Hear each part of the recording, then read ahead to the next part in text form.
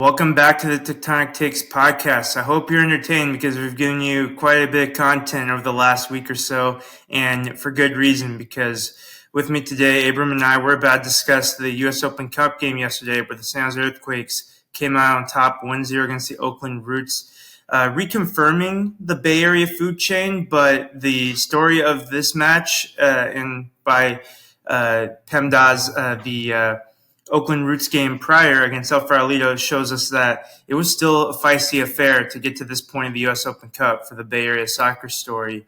How are we feeling after that game and after this week in combination with the win over LAFC, Abram?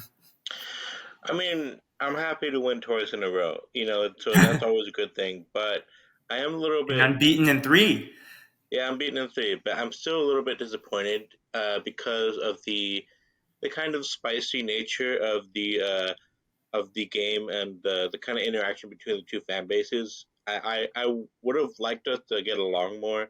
I like both teams. I like both sets of fans. It's a great atmosphere.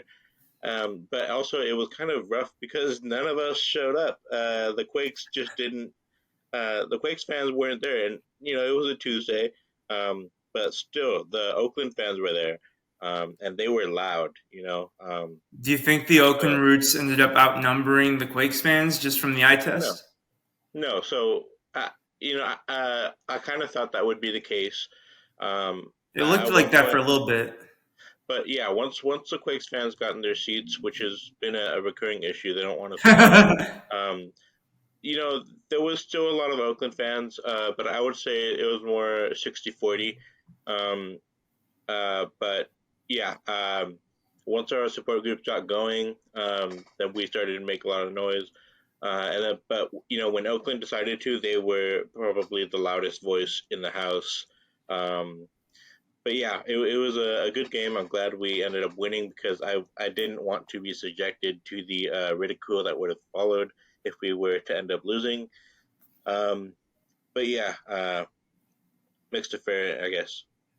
Yeah, I think the main thing that started this chain reaction, and I ended up being a part of that blog, the preview post from Roots blog, where I do work with them when I cover Roots games. And in the unique position that I'm in, since I cover both San Jose Earthquakes and Oakland Roots, I like to chip in with knowledge on San Jose Earthquakes when the opportunity presents itself. And lo and behold, the opportunity presented itself. And pretty much what I sent over was pretty much just Tam telling them information about the Quakes, how they did the last few games, what the lineup might look like. One observation that I was pretty glad I got spot on was assuming that both Skane and Lopez were going to start this game because both of them played a half each against LAFC, and it worked out that way. And it just made sense logically in my mind because if you want some continuity with the good result you had in LAFC, understanding that you still have to rotate a lot of guys because of the fixture schedule, that would be a good place to start because they're relatively fresher compared to the guys that played 80, 90 minutes, and they have shown to be first team starter quality. And you'd still need that to beat a USL team in the US Open Cup, and that proved to be the case. Of course, the big thing that set things off was, as they do, it's not just something they do with the Earthquakes games. I'm going to defend them just for a little bit. Every team that they face, San Antonio FC was their opponent in Saturday, and the easiest thing to mock in terms of like their logo or something about them is the fact that it just looks like San Antonio Spurs copy and paste. That was the first thing that comes to mind. Haha, low hanging fruit. We move on. But of course, the biggest low hanging fruit when it comes to San Jose Earthquakes is Chris Wondolowski, Belgium, 2014. I don't need to say any more. We already understand the context. And that does kind of have this sore spot among Quakes fans. And it is harsh that for still so many people, that is the defining moment of his incredible career. He is a Bay Area legend. He was inducted to the Bay Area Sports Hall of Fame. And for soccer being the fifth most popular sport in this country, you can argue in California it's fourth ahead of hockey, whatever. Sharks fans, don't come at me. I love you too. But the point being is that Wondolowski is very much revered and respected, and that was just something that anyone could have seen coming that there was going to be a few jabs here and there, and then of course the whole Oakland A's Fisher of it all that ended up setting the stage for a contentious affair. And I guess me being Mexican American and actively rooting for both those national teams when they are contentious with each other, they have that rivalry. It kind of prepared me for what a meaningful game between the Oakland Roots and San Jose Earthquakes was going to entail. Second ever time these two met, the first time being a friendly, so you can't really build up too much of a storyline from a friendly. But yeah, I think that's where it all began. Were there any other aspects you felt like kind of set the stage for a more contentious affair rather than a friendly rivalry, Abram? Well, there was that article that you mentioned before.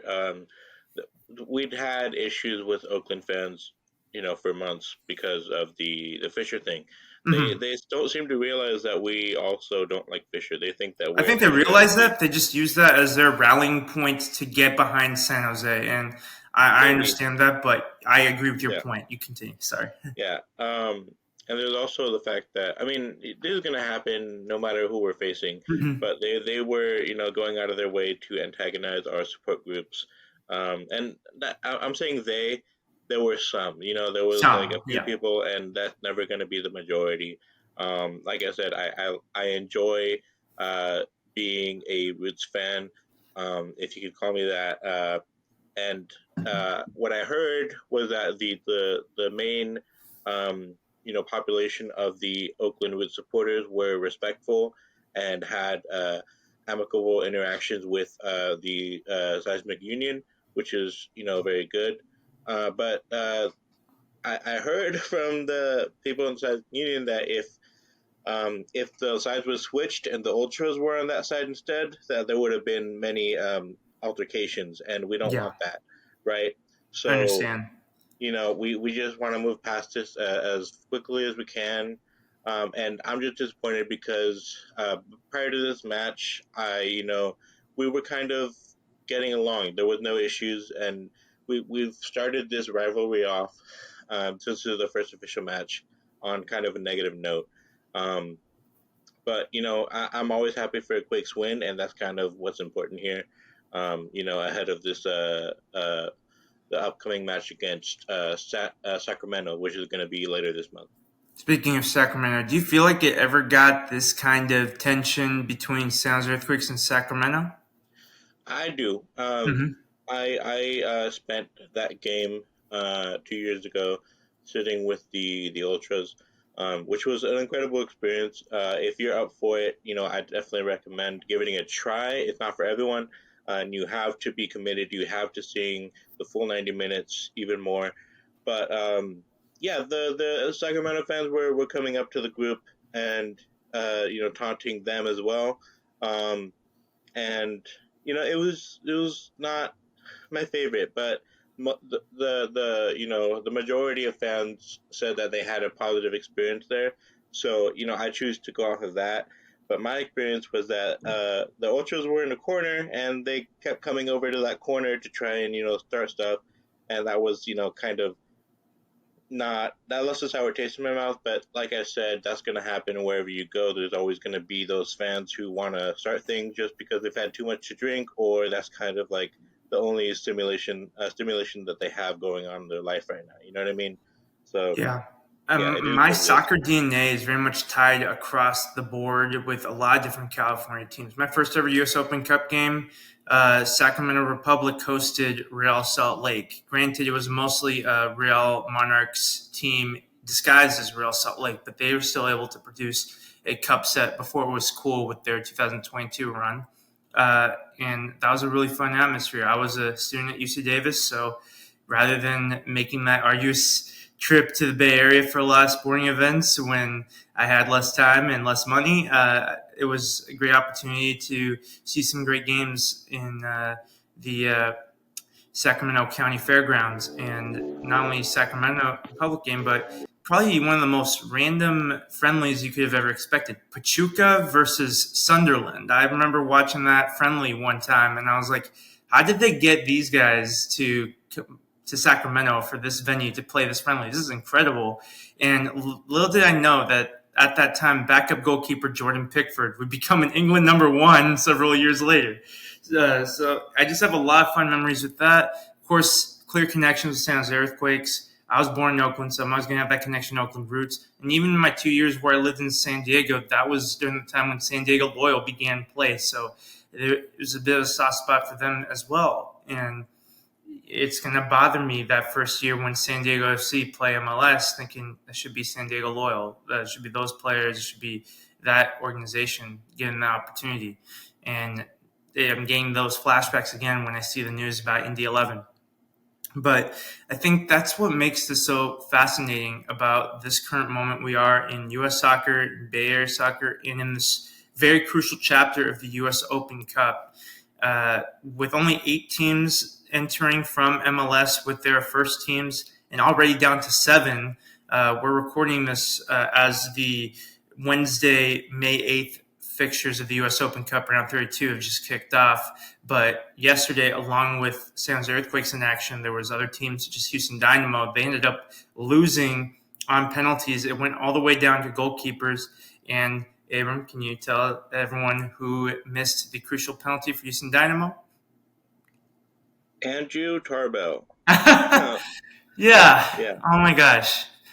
I think that was something that I was kind of reading into, is like, is this a sign of what could happen with the Quakes, or maybe he was the sacrifice needed for the Quakes to get through this duck? Because another underreported storyline, with all the focus being Oakland versus San Jose, was that for the last 2 seasons, San Jose Earthquakes have been eliminated by USL championship sides. And with the Sacramento Republic, it stung a little bit more because there's more history with them. But then as they continue to progress in the competition all the way to the final, for me, it made me feel slightly better because you lost to a finalist. But at the same time, the other side of it was, might have that been San Jose Earthquakes that they got the job done? Who knows? And then the other aspect, losing to Monterey, where there's less history, but at the same time, they were much newer to the USL Championship. So that was a game that you would have liked to have won. But this time they get the job done against Oakland Roots, and it was not an easy journey to get there. But let's start with breaking down the lineups. I'll read you the lineup for the San Jose Earthquakes, and you can tell me a little bit about your thoughts with Luchi Gonzalez's selections there. So we have Emi Ochoa starting in goal, a back line of Paul Murray, Paul Muni, Tanner Beeson, and Jamar Ricketts. Then we have Alfredo Morales and Nico Shakiris as the center mids, Jack Skane on the right, Benji Kikanovic on the left, Hernan Lopez in the attacking midfielder slot, Preston Judd up top. So what did you make of that starting 11?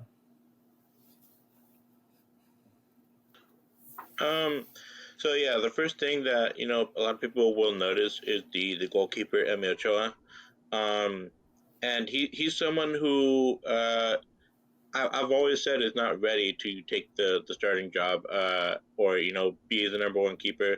And I think people can take that and what they'll hear is he's not very good, and that's not the case, right? He is 19 years old, and keepers don't get good until like 27, 30. That's when they reach their peak. And 27 is a very young age, all things considered. But Emi Ochoa is a very, very, very talented goalkeeper. He just doesn't have a lot of experience. And one of the things that I highlighted that was a negative in his game was a lapse of focus and not the best distribution.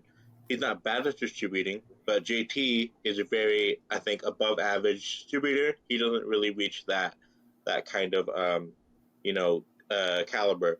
But he's still very good. He has a lot of ability. He's extremely agile. He's tall.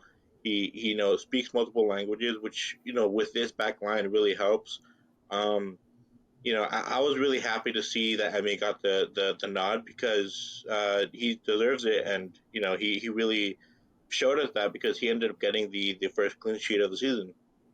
Yeah, and I know Luchi Gonzalez is never going to tip his hand as to when Emi Ochoa's next chance is going to be, but I think that by keeping a clean sheet and by winning the game, that's all Lucci needs to trust in him to play against Sacramento. Then when these two teams meet in 2 weeks' time, I think it would be a big surprise if it wasn't anyone else in that situation. And the worst position for a young goalkeeper to be in MLS right now is the backup goalkeeper for the senior team, because ideally you want those young goalkeepers to get minutes, but the best place to get those is going to be MLS Next Pro.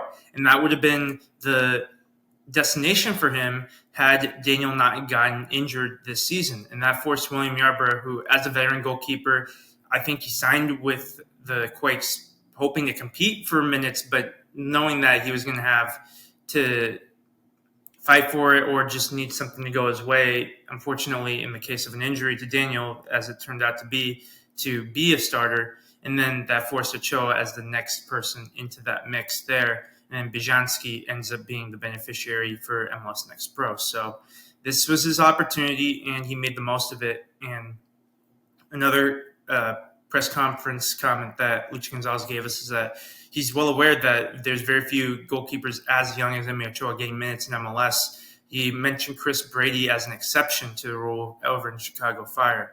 And another young player that got minutes tonight and had a up and down performance, someone you know very well from watching him with the town, Jamar Ricketts.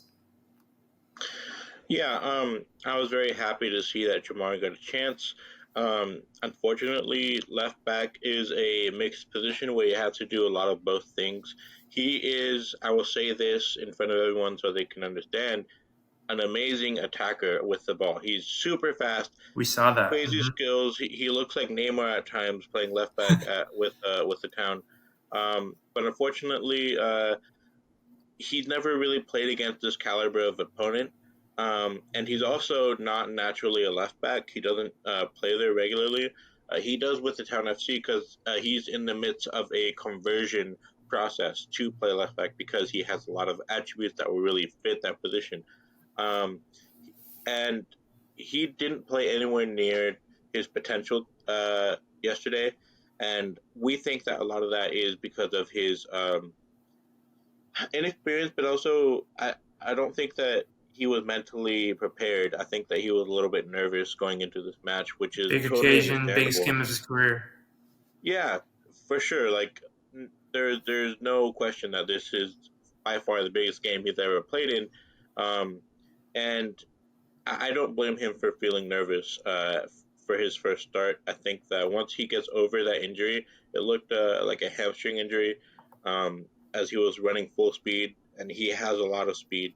Um, he pulled up, so I think that once he recovers from that, we'll be seeing more of him. Um, I was disappointed that we didn't see Verhoeven on the bench, but I think that the reason for that is kind of confirms my suspicions is that Verhoeven is not listed on the roster. I was hoping that would be some kind of error, but he's not listed on the senior roster, so he's only going to be featuring for the Town FC this year. Yeah. Um, but yeah, he would have been a really good player to have because we need to get him some experience. And I really wish that we could show him off, and so the rest of the Quakes fan base could see what I'm seeing on a weekly basis from him. Yeah, the closest Verhoeven is to being officially on the roster is he's listed on the senior team's Wikipedia page, which is a nice step, but that is just standard practice. Any player within the San Jose Earthquakes or any professional soccer team system that has at least one senior appearance on the bench even could technically qualify to be on that listing per the Wikipedia guidelines, but that's just a little too much information, I guess, but that would probably explain that. As for the Roots lineup, so with the game on San Antonio FC on Saturday, they ended up rotating for that game. So they did the opposite. They gave a lot of younger players and the backup goalkeeper an opportunity, and they ended up pulling a 2-2 draw against a team that won the USL Championship not too long ago. So props for them. And they're thinking that, okay, this kind of plays into our favor. Now we have our best players available to maybe spring a cup set. And those players included the likes of Paul the Wall Blanchett, one of the best goalkeepers in the USL Championship, a backline of Gagi Ergvelashvili, Niall Logue, and Justin Rasmussen, who is a Timbers loanee. They had Brian Tamarcas, Salvadorian international, on the right, Memo Diaz on the left, and then a midfield trio of Daniel Gomez, Nabil Hackshaw, who he's a Trinidad and Tobago international, and he was very much involved in a Monterey Bay game we got to see, where he ended up getting suspended for USL for a few games, but he's been able to appear in the U.S. Open Cup despite that suspension because it only applied to league play. The last of those center midfielders being Iracoze Dinaciano. Then that left the starting striker duo being Jessiel Cedeno, who was very dangerous in this game, along with Johnny Rodriguez, who ended up being dangerous until he was dangerous beyond the limits of fair play, and he got a red card for his actions. And that's something that we don't often see a player get a yellow card for something that arguably could have been a red, and then the referee ends up changing his mind very quickly and gives that red. And but prior to that, we saw Rodriguez combine with Tamakis in particular. They were making Ricketts' job a lot harder in that first half in particular. Would it be fair to say that Oakland Roots were possibly the better team in that first half, Abel? I don't think that that's completely inaccurate. I think that you could watch the game and see that the Quakes have more quality in the dribble and just physically. I think a lot faster, but they weren't taking advantage of any of their advantages, Mm-hmm. and they kind of were timid. And Lucci said that he gave Oakland a lot of credit for how they came out to counter San Jose in this game, and I think that every counter and countermeasure that Oakland took was effective, and it took until the second half for Lucci to kind of make the adjustment that ended up being the difference. Right. I think the main difference I saw whenever the Roots were in the attack versus the Quakes, particularly in that first half, was that the Quakes were often being a bit too predictable. It seemed like every move they made, every pass, turning left or right, the Roots were mirroring them. They knew exactly what to expect. Whereas the Roots found a little bit more space, and maybe it's because the Quakes gambled a few times. There's a few nervy moments at the back. Again, we're not trying to pick on Ricketts, but the standout moment was he had a back pass to Daniel Muni, who was under intense pressure. And then there was also times in that first half where it was just triangle passing between Beeson, Muni, and Ochoa for what seemed like 30 seconds to even a minute at a time, just trying to figure out, okay, what are we going to do? What are we going to do? It's like, okay, now you need to actually pass the ball forward at some point, preferably. But I think that despite that, I think it was just the occasion of the cup. I think that both teams, they knew that this could be a narrative defining win to get their seasons back on track, because both these clubs have had poor starts to their domestic campaigns. No Delgado was let go. Gavin Glinton came in, and this was one of his first games in charge. And Lucha Gonzalez has been trying everything to figure out what the hell is going wrong with this Quakes team. And he seems to be onto something now that the results are starting to turn. But it was it was a game that both teams wanted, and neither could really get a grasp on that. But I think the biggest performer early on, and then that would prove to be the case in the second half, was Nico Shakiris, who found the most success in navigating through the midfield. Your thoughts? Yeah, I mean, I think it took a minute because Nico has incredible ability. I don't think that he knew what he could do against these guys. There was points where he was like, okay, and he just started running through like three guys in the midfield and started to make things happen. But because of the kind of congestion that we kind of touched on a little bit from the back, we didn't want to go forward. We didn't want to pass out from the back. It was getting really frustrating because we kind of just like from the fullback position, we just kick it over. And Benji didn't have a good game. I don't know what was up with Benji. He Yeah. didn't seem there for it. And there's many reasons that could be. Maybe he just like didn't feel good, ate a bad sandwich. I don't know. He had a But mental lapse where he didn't follow a ball and then that gave up a throw in. Like, he yeah, didn't seem like he was at it today. But overall, those moments were overshadowed by these depth players, these bench players behind another player in the lineup. starting to showcase why they do belong and why they're part of this team. And there was a few key interesting battles. I mentioned Shakir, he was covering a lot of ground, particularly on that far side from where we were sitting in the press box. And it was great to see Preston Judd show his aerial abilities, because we know that Oakland Roots have someone with great aerial abilities in Nabil Hackshaw. So that was kind of a nice way to counter that potentially. And then what ended up being a very important change, even though fans were calling for Espinoza to enter a match, he didn't end up needed tonight, because instead Usain Buddha had some heroics. And it didn't look like that was going to be the case, because 6 minutes after he came on after halftime, he picked up a yellow card. And I just felt bad for him, saying, okay, this is going to be a big reaction now for him, because he was left out of the lineup against LAFC. He's not guaranteed a spot in the 20-man lineup. If Lopez is in the picture, that's how I read into it. So he's probably feeling a lot of pressure to play well, and he seemed to take the pressure pretty well, and he was engaging with that challenge in a very healthy way based on the press conference. And of course, hindsight is 2020. With that goal, he kind of knows that more opportunities are coming his way. But what did you make of Buddha's contributions even prior to the goal? And we'll talk about that amazing goal.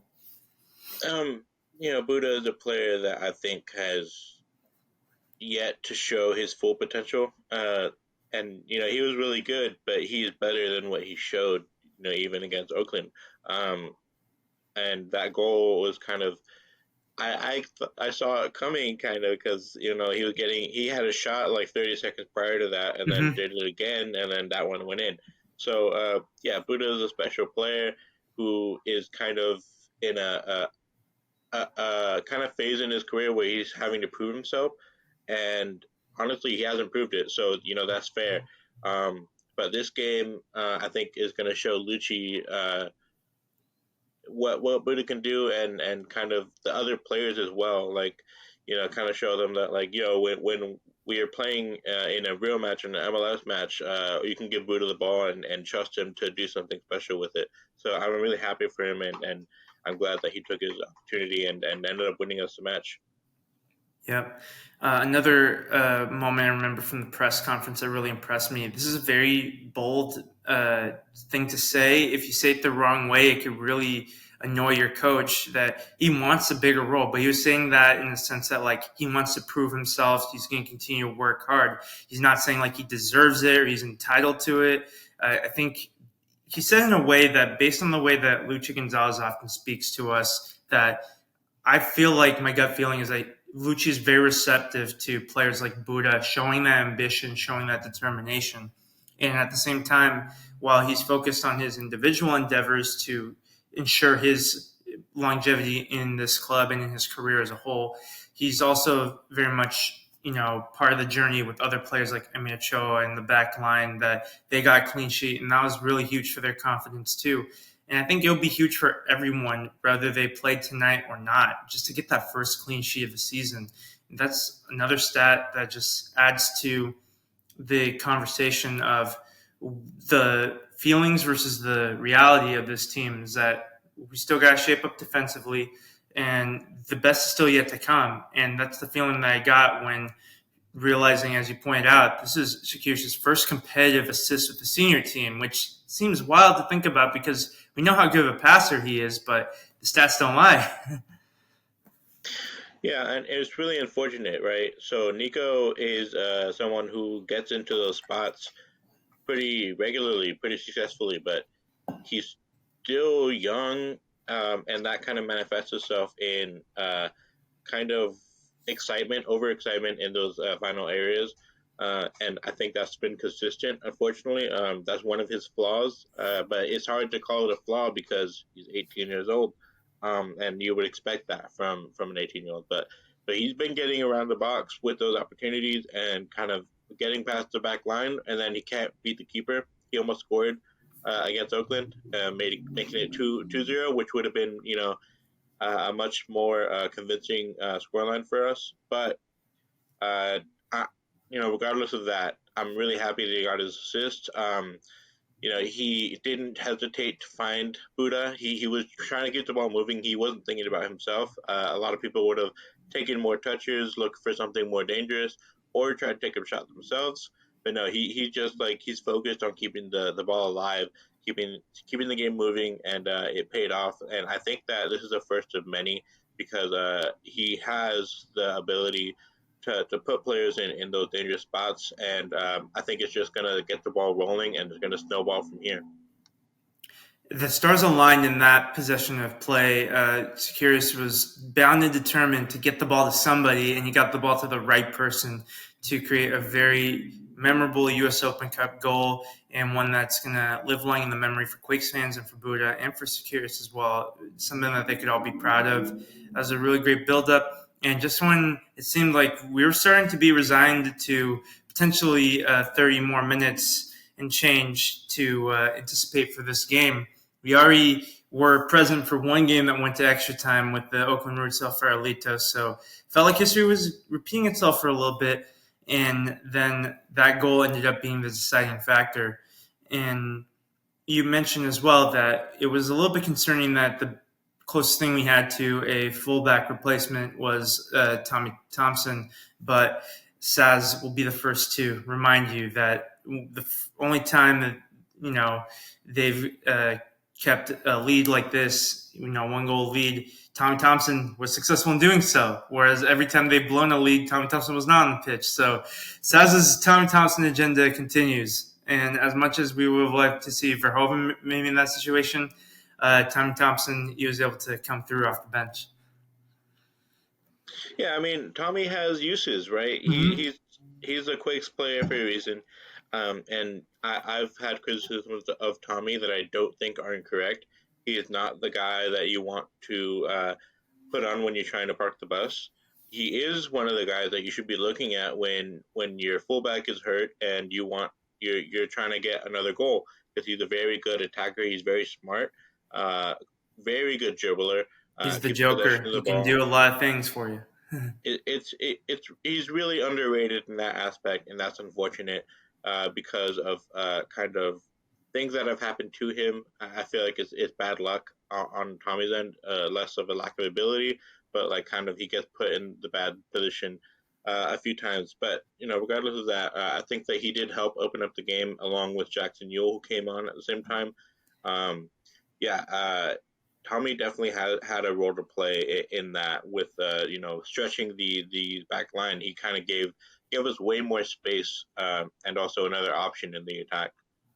Yep. And I was hoping you would mention Yule next because you were very adamant that day that he's not given the respect that he deserves. And I think that you're right. I saw the vision that you had, that Yule made a very important impact. And I think that he still has his role in this team. I think that Yule is still good enough to be in the Quakes team that's striving to be better and to reach higher heights than they reached last season, even if he's not necessarily that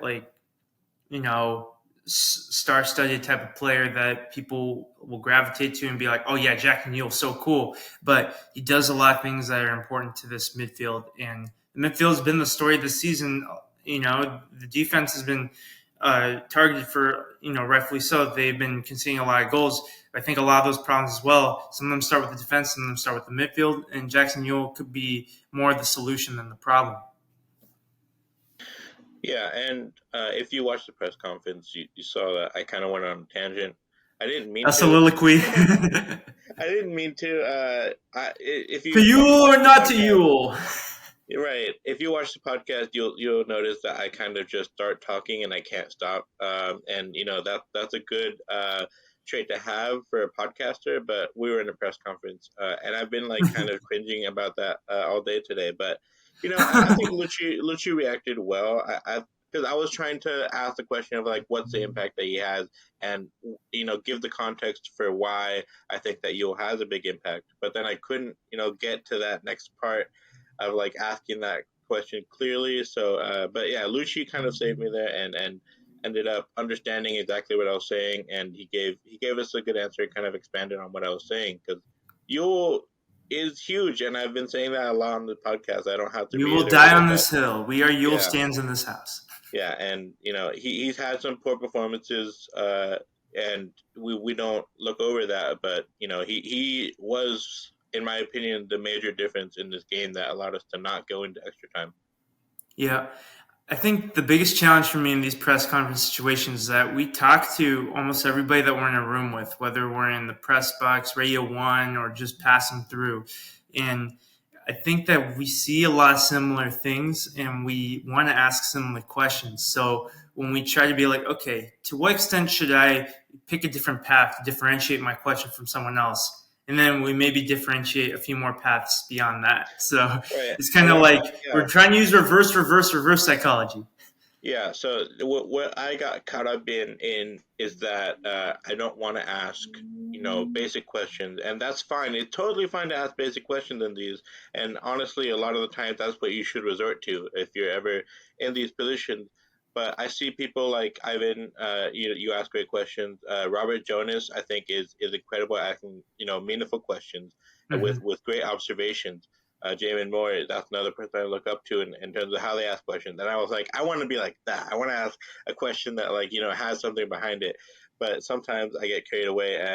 But I'm still growing, and I mean I'm cringing right now, but I know that nobody's really gonna remember that, and I think that as a result of my rambling, I think we got some really good answers in that press conference. So And I'm if you not need too another upset about it. reason to learn Spanish, one big reason would be to listen to Paloma Rui's questions that she asked to Lucha Gonzalez in Spanish, because I think that a big part of our culture here in San Jose in the Bay Area is the Spanish language, and there's a lot of connotations, a lot of emotions that are attached to the way that the Spanish language is structured that really brings out some positivity and interesting responses from the players that can speak Spanish. So I think it is really cool when we have that opportunity.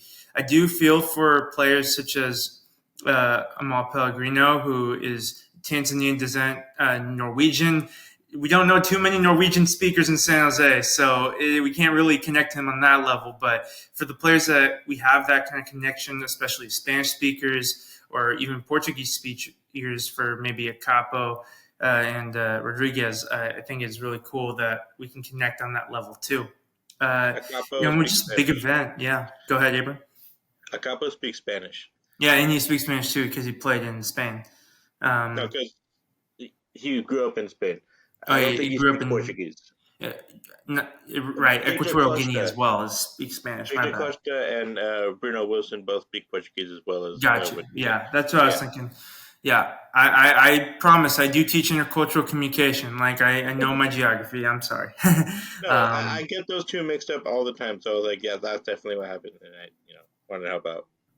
Yeah, and it was a nice little crossover event seeing Tommy, who is the communications manager of Oakland Roots as well. And we had some big time people. Jeff Carlisle covers ESPN. He was here for the LAFC game and the Oakland Roots game, as well as Susan Slusser, who is very much well renowned for her articles. She's covered both sides of the bay in terms of baseball, the Oakland A's and the San Francisco Giants. So she's a very respected reporter too. Just seeing these people respect the U.S. Open Cup. And I think while Lucci gave a very political answer about using LAFC as an example last year, how because of how much that they went far in the CONCACAF Champions Cup and many other competitions, that they were playing midweek games for half the season, that it was really much a difficult process to go as far as they did in so many different fronts with MLS responsibilities.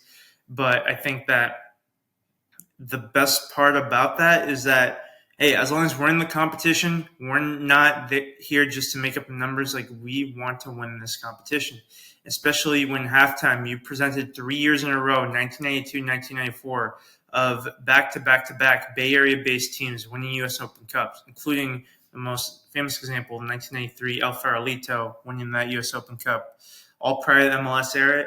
Let's, add a new chapter of that history. And why can't it be the Quakes?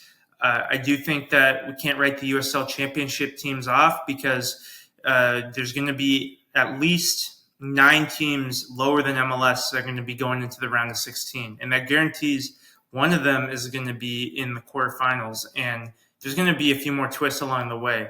The goal is there's going to be upsets. Expect the upsets, just don't be that upset. If Quakes can, escape the building crushing some other MLS teams, that'd be cool too. So we can enjoy the fun while still making our way. I think that there's going to be a lot of battles up ahead here, and Sacramento Republic is going to be just as challenging, if not more so, than the Oakland Roots, because as far as USL Championship goes, right now, Sacramento Republic look like a better team. They beat Monterey convincingly, 2-0 up early on, and then they just sucked the life at that game. They played the way they wanted to, and we're going to go on the road. We're going to make that fun drive, not so fun drive up to Sacramento just because of the traffic. It's just, Oakland traffic, Vallejo traffic, Vacaville Davis traffic, and then finally Sacramento traffic. It's a really tough drive for that reason. But now also looking ahead to MLS, we're on the road. We got Colorado this Saturday. We got Portland Timbers on Wednesday. I kind of consider that a scheduled loss. Let's not get ahead of ourselves because we do have a poor track record at Providence Park.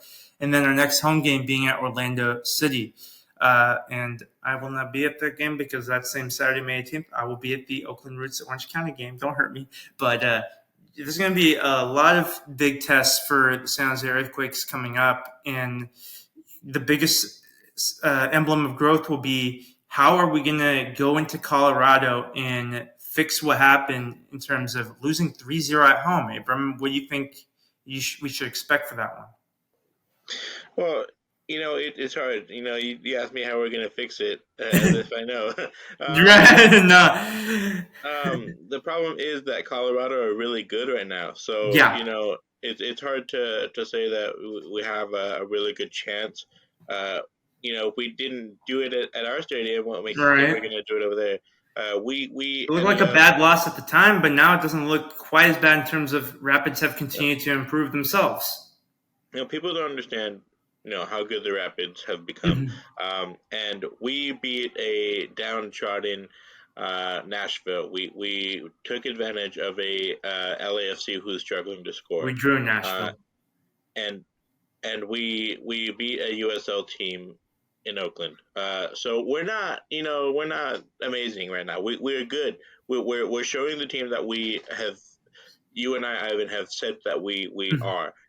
We've believed in the team and the personnel that we brought in, and we are growing with Hernan Lopez. I think that if he can have a good game, then we have a really good chance.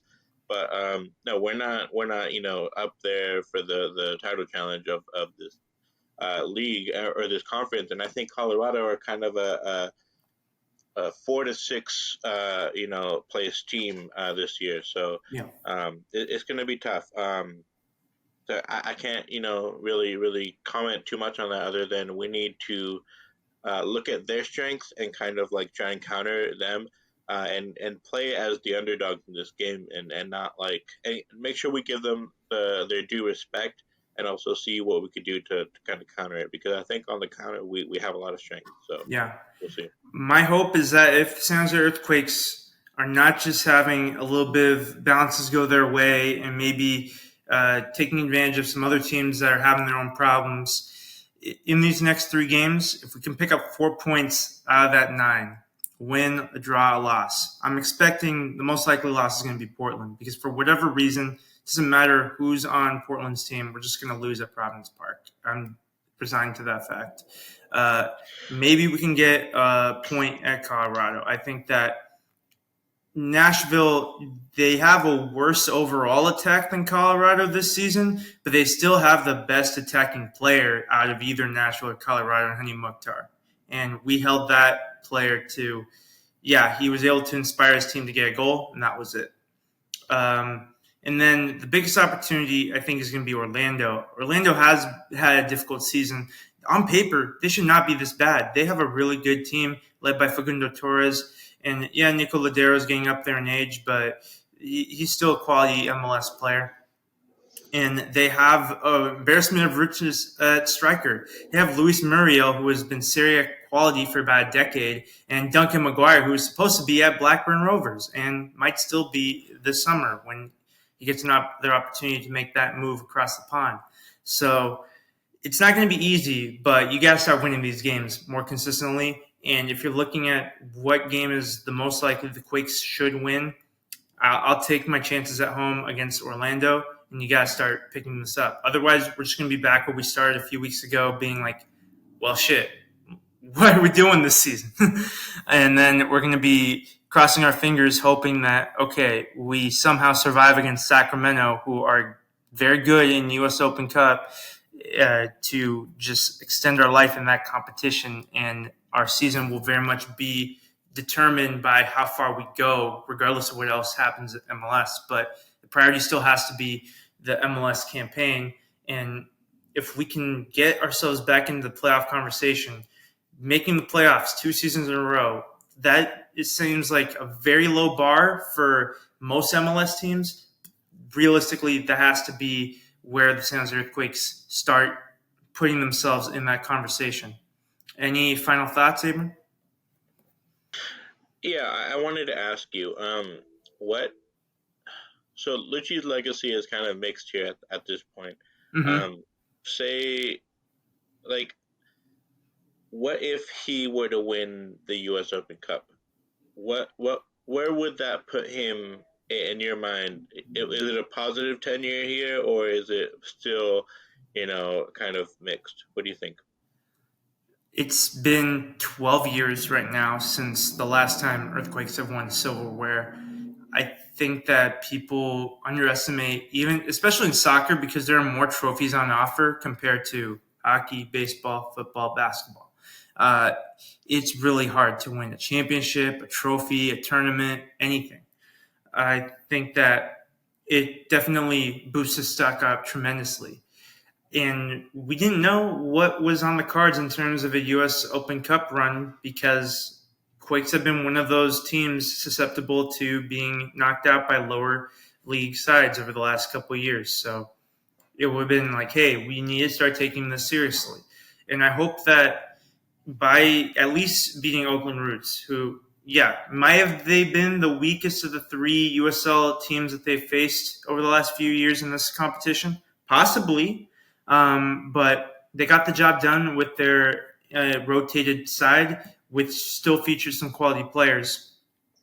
Next time you see a rotated team in U.S. Open Cup or a competition that isn't MLS or even a midweek MLS match day, that doesn't mean we're throwing in the towel. Every player that steps onto the field is going to compete their ass off, and they have what it takes to win, even if the cards are stacked against them.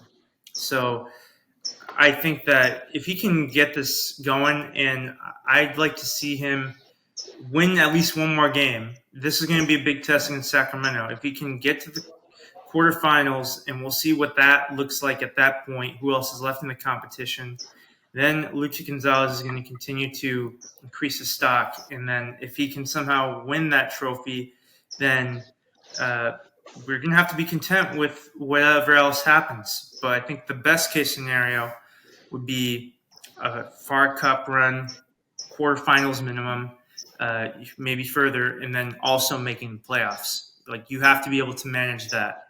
It's, I guess the equivalent would be a mid-table Premier League team. They're able to finish in the top half and also get at least to the top 16 or quarterfinals, maybe a semifinal in either the Carabao or the FA Cup. I think that balance has to be met.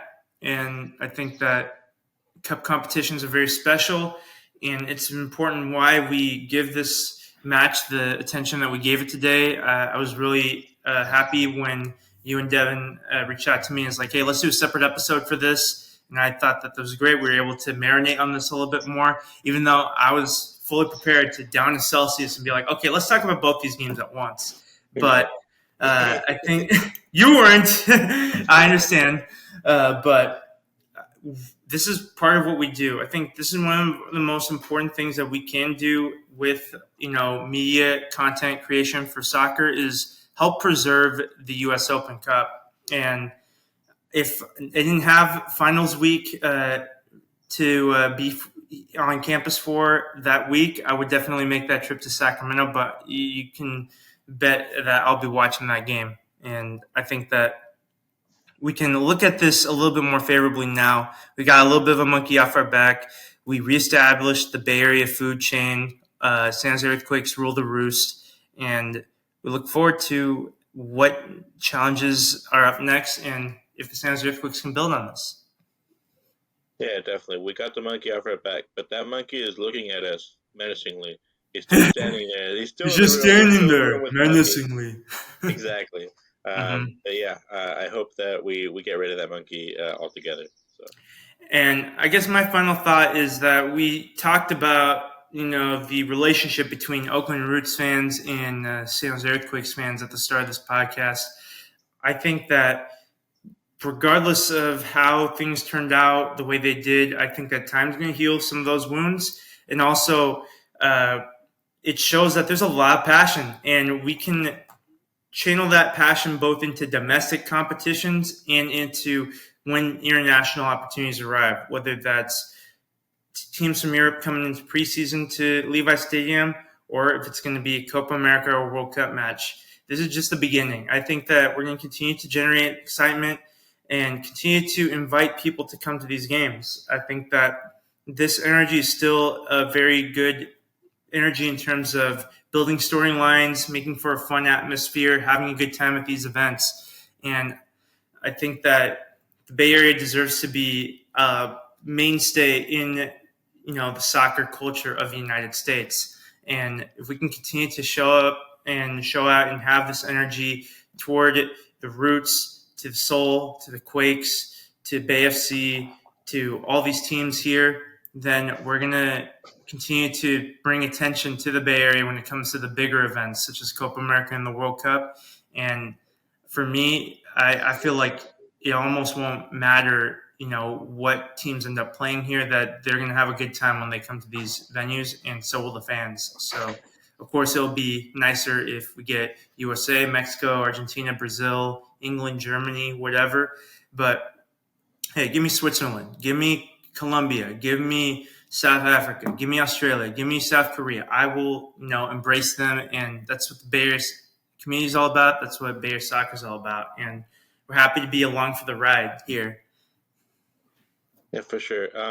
Ivan, I do want to ask you though, what do you think of the accusations of being accused of the stadium pumping in crowd music or crowd noise to make our goals sound more like there's more fans? Because I think that's preposterous, and I've been a fan for since the stadium opened, and I don't think I've ever detected that. So This is a load of barnacles. That's what I the have to say about that. second SpongeBob reference of the day, I love it. Yeah, I think Um, it's a sign that we're ready to wrap things up. I hit my quota. definitely. All right, Yeah. that'll conclude this episode of the Tectonic Takes podcast. You'll probably see me again on this podcast following the Orlando City game. And next Quakes game I'm planning to be at right now will be hosting FC Cincinnati, which will create some great storylines with our friends over at the Soccer Crush podcast. But continue to stay tuned, regardless of whether it's me, Abram, Devin, any of our other crew here at the Tectonic Takes. Remember to follow us on Twitter at Tectonic Takes, me at Ivan Ornelas too. You can follow Abram. Oh yeah. At L underscore bombastic. Yep, and go Quakes. Go Quakes.